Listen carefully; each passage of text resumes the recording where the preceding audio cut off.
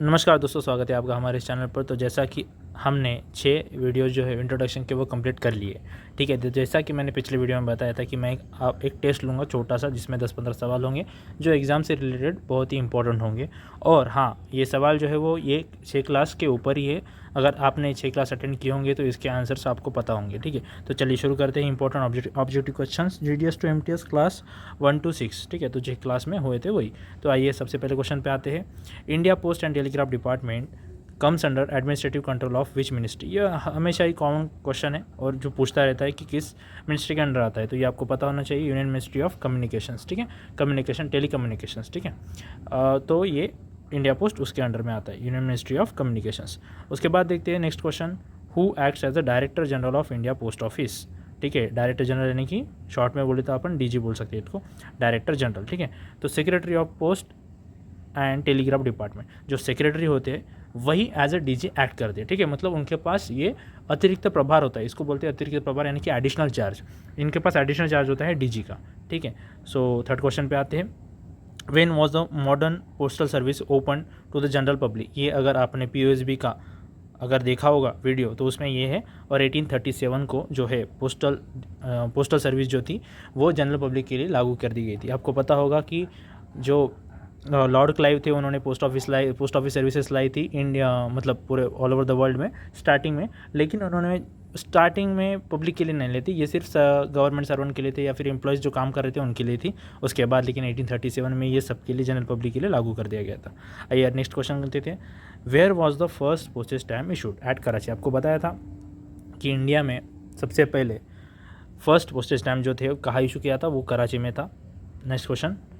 When was the postal department establish. तो ये बहुत ही कॉमन क्वेश्चन है और बहुत ही एग्ज़ाम में पूछा गया है। तो 1854 में पोस्टल डिपार्टमेंट इस्टेब्लिश हुआ है। आगे देखते हैं। In which year post office saving bank started. देखा, ये भी POSB के, आपको POSB के वीडियो में मिल जाएगा। अगर आपने एक भी वीडियो नहीं देखा है तो मैं GDS टू MTS की प्लेलिस्ट ही चालू किया हूँ, तो वो प्लेलिस्ट की लिंक जो है मैं डिस्क्रिप्शन में डाल दूँगा, वहाँ पे जाके आप पूरे वीडियोस देख लीजिए, तब आपको ये सारे क्वेश्चंस के आंसर वहाँ पे मिल जाएंगे। In which year post office saving bank, तो POSB कब चालू हुआ, ये हुआ 1882 को। Next question. When did India become a member of Universal Postal Organization. तो अपना जो पोस्ट इंडिया है वो कब यूनिवर्सल पोस्टल ऑर्गेनाइजेशन मेंबर बना, तो वो बना 1876 में। ये आंकड़े जो है वो याद करना बहुत ज़रूरी है, क्योंकि यही इंपॉर्टेंट है। ज़्यादा कुछ मतलब उतने पूछता नहीं है, सभी नहीं पूछेगा, जो इंपॉर्टेंट है वही पूछेगा। आइए देखते हैं 8वां question. PIN code is an abbreviation of. PIN code जो कॉमन होता है, पिन कोड के बिना कोई लेटर डिलीवर हो नहीं सकता, ठीक है। तो उसको बोलते हैं postal index number. Pin code का ये फुल फॉर्म है। How many total digits are there in pin code. So pin code में कितना होता है, 6 डिजिट होते।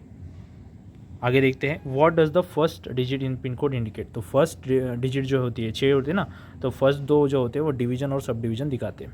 आगे देखते हैं। What is the minimum population required to open a post office in a tribal village. So कम से कम 1000 लोग होने चाहिए, 1000 लोगों के ऊपर एक पोस्ट ऑफिस बन जाता है। आगे देखते हैं। Indian postal department issuing special stamps commemorating famous people and important events from since 1931। मतलब 1931 से इंडिया पोस्ट जो है वो स्पेशल स्टैम्प्स इशू करता है, एक तो फेमस पीपल पे या फिर कोई इंपॉर्टेंट इवेंट हो उस पर, ठीक है। ये भी हमने पढ़ा है डिटेल में, जाके आप क्लास में देख सकते हैं। नेक्स्ट क्वेश्चन है। Where and when was the first telegraph line started in India. ये भी मैंने आपको बताया था शायद, टेलीग्राफ है ना, तो टेलीग्राफ के मतलब ये GDS टू MTS क्लास 5 में हमने टेलीग्राफ के बारे में पढ़ा था। तो ये फर्स्ट लाइन जो थी वो थी कलकत्ता टू डायमंड हार्बर इन 1851, जो बहुत ही इंपॉर्टेंट है। आइए देखते हैं नेक्स्ट।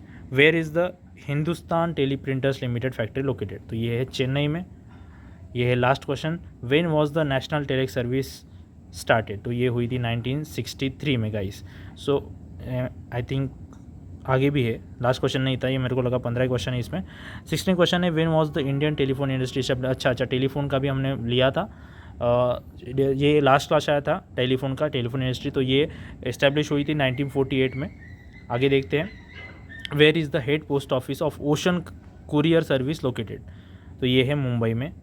आगे देखते हैं। Where was the telecommunications research centre establish. तो कहाँ गया था, ये दिल्ली में किया गया था और 1956 में किया गया था। Thanks for watching this video guys.